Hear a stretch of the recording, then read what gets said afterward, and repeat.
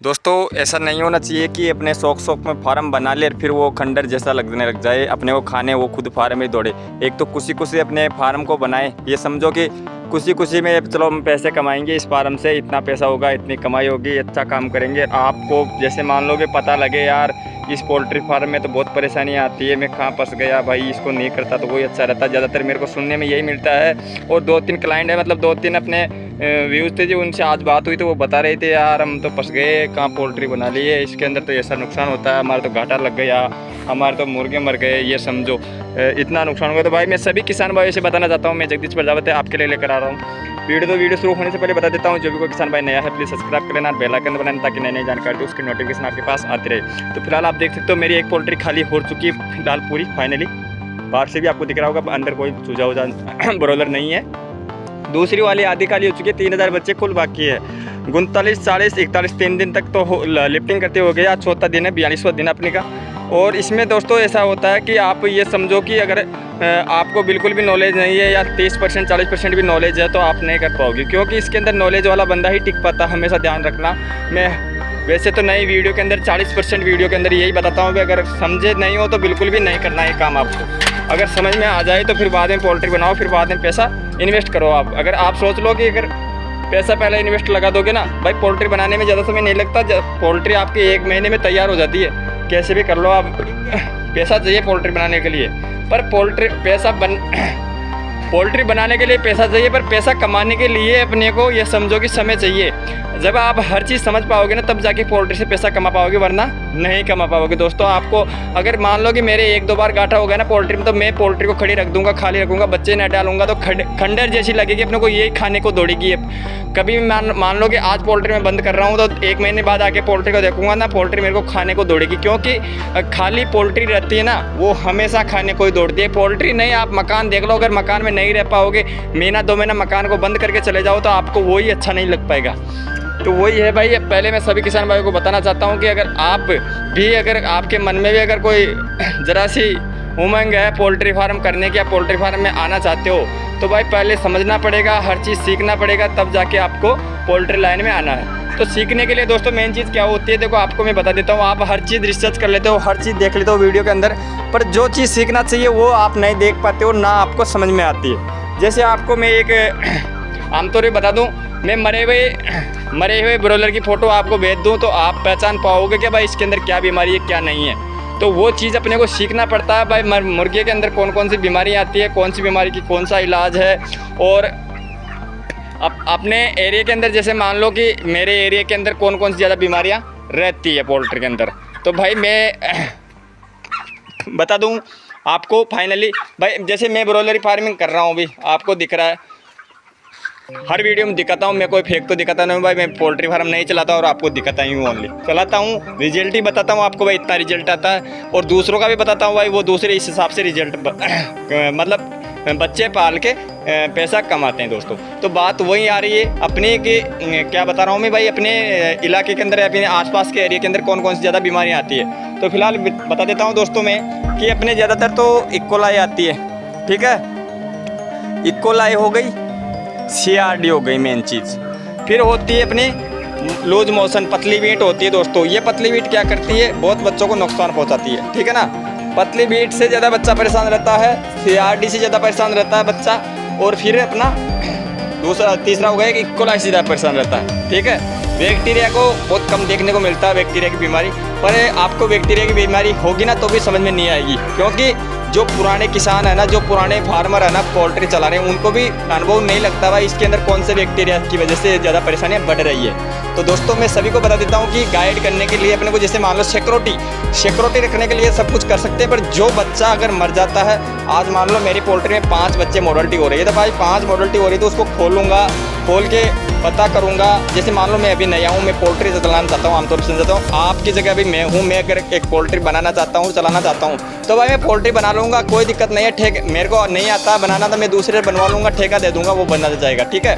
तो वो तो कोई दिक्कत नहीं है, पोल्ट्री बन जाएगी, आप पर्दे लगा लोगे, जाले लगा लोगे, बर्तन सेट कर लोगे, ठीक है।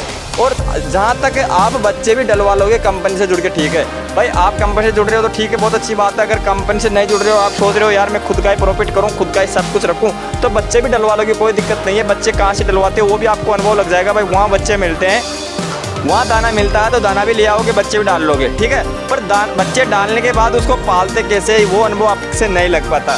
तो कहीं क्या करते हैं भाई, देखो कई फार्मर होते हैं ना जिनके आज बच्चा आ गया ना, तो कल ही मोडलिटी चालू हो जाएगी, वो रिकवरी नहीं हो पाएगी, क्योंकि जिस हिसाब से अपने को बच्चों को रख सकते हैं ना, मौसम के हिसाब से, कौन से मौसम में किस हिसाब से बच्चे को रखते हैं वो चीज़ नहीं समझ पाते हैं। और फिलहाल फिर मोडलिटियाँ होती है ना, तो मोडलिटी को फाड़ते हैं तो वो समझ ही नहीं पाते हैं भाई इसके अंदर कौन सी बीमारी आ रही है, इसके अंदर क्या बीमारी लग गई जिसकी वजह से ज़्यादा बच्चे मर रहे हैं। तो ज़्यादातर मेरे को देखने को वही चीज़ मिल रही है किसान भाइयों। ये कहते हैं भाई अपने जैसे मान लो कि मैं कैसे सीखूं यार, कैसे किसके पोल्ट्री में जाऊं, कैसे सीख पाऊं, क्या चीज़ मेरे को ज़्यादातर सीखनी चाहिए, तो वही बता देता हूं कि आप अगर वीडियो में देख के पोस्टमार्टम करते हुए को देखते हो तो वो चीज़ आपको समझ में नहीं आती है। और बाई चांस अगर कोई चीज़ समझ में आ जाती ना, तो भाई पूरा अंदर का जो पोस्टमार्टम होता है ना, तो उसका हर एक अंग आपको पहचान में नहीं आएगा भाई, किसका क्या नाम है, इसका क्या नाम है, इसमें किस तरीके से बीमारी आती है। तो भाई जो मोटी मोटी बीमारी रहती है ना, वो आपको फार्म पे, जैसे मान लो आपके आसपास कहीं एरिया में फार्म होता है, उस पर बात करना होता है, किससे बात, मालिक से नहीं,